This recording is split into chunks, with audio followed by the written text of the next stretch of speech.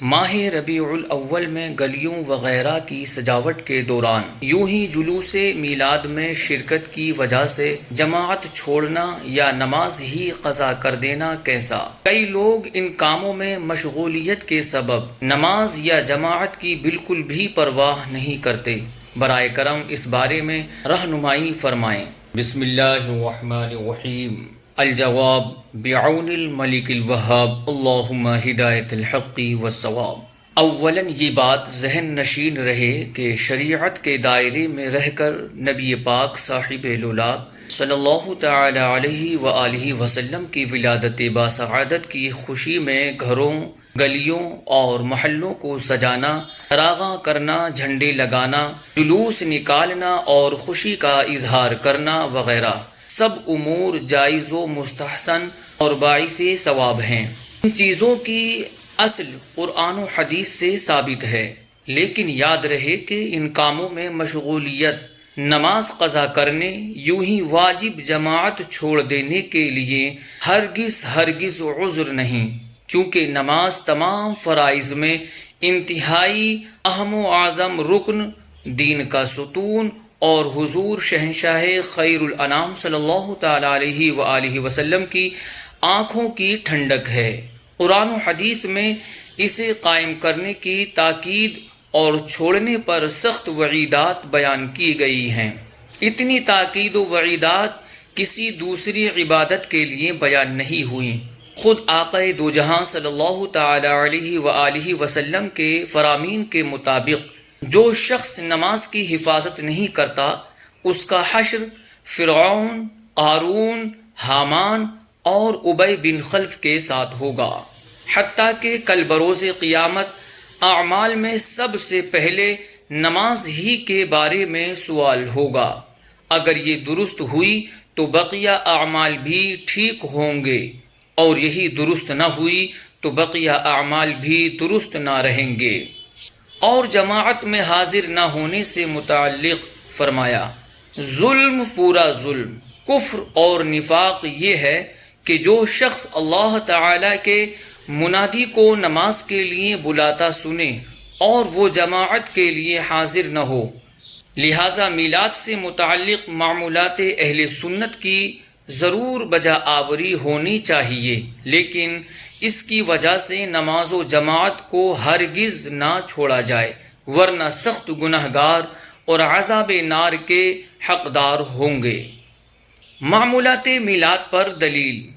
اللہ جل شانہ نے قرآن کریم میں اپنا فضل اور رحمت ملنے پر خوشی منانے کا حکم ارشاد فرمایا ہے، اور یقیناً نبی آخر الزمان صلی اللہ تعالی علیہ وآلہ وسلم اللہ تعالی کا عظیم ترین فضل اور رحمت ہیں، لہٰذا آپ کی ولادت کی خوشی میں جائز خوشیاں منانا عین حکم خداوندی کے مطابق ہے۔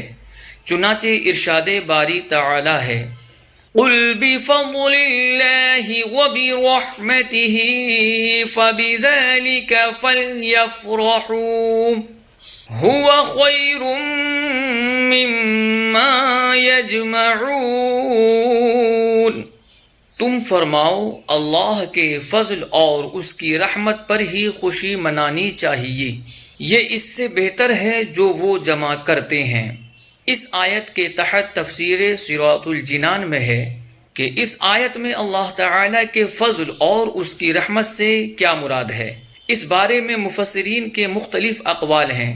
بعض علماء نے فرمایا کہ اللہ تعالی کا فضل حضور پر نور صلی اللہ تعالی علیہ وآلہ وسلم ہیں، اور اللہ تعالی کی رحمت قرآن کریم رب تبارک و تعالی فرماتا ہے، وَكَانَ فَضْلُ اللَّهِ عَلَيْكَ عَظِيمًا، اور آپ پر اللہ کا فضل بہت بڑا ہے۔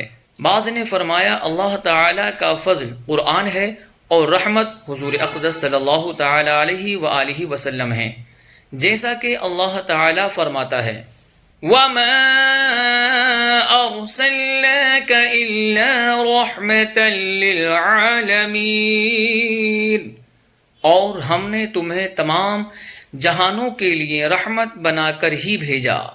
اور اگر بالفرض اس آیت میں متعین طور پر فضل و رحمت سے مراد سرکار دو عالم صلی اللہ تعالی علیہ وآلہ وسلم کی ذات مبارکہ نہ بھی ہو تو جداگانہ طور پر اللہ کے رسول صلی اللہ تعالی علیہ وآلہ وسلم یقیناً اللہ تعالی کا عظیم ترین فضل اور رحمت ہیں۔ لہذا فن تفسیر کے اس اصول پر کہ عموم الفاظ کا اعتبار ہوتا ہے، خصوص سبب کا نہیں۔ اس کے مطابق ہی نبی کریم صلی اللہ تعالی علیہ وآلہ وسلم کی ذات مبارکہ کے حوالے سے خوشی منائی جائے گی، خواہ وہ میلاد شریف کر کے ہو یا معراج شریف منانے کے ذریعے۔ ہاں اگر کسی بد نصیب کے لیے یہ خوشی کا مقام ہی نہیں ہے تو اس کا معاملہ جدا ہے، اسے اپنے ایمان کے متعلق سوچنا چاہیے۔ نماز کی اہمیت و چھوڑنے پر وعیدات۔ نماز کی پابندی کرنے کے بارے میں اللہ تعالی ارشاد فرماتا ہے، حافظوا علی الصلوات والصلاة الوسطى وقوموا للہ قانتین۔ تمام نمازوں کی پابندی کرو اور خصوصاً درمیانی نماز کی، اور اللہ کے حضور ادب سے کھڑے ہوا کرو۔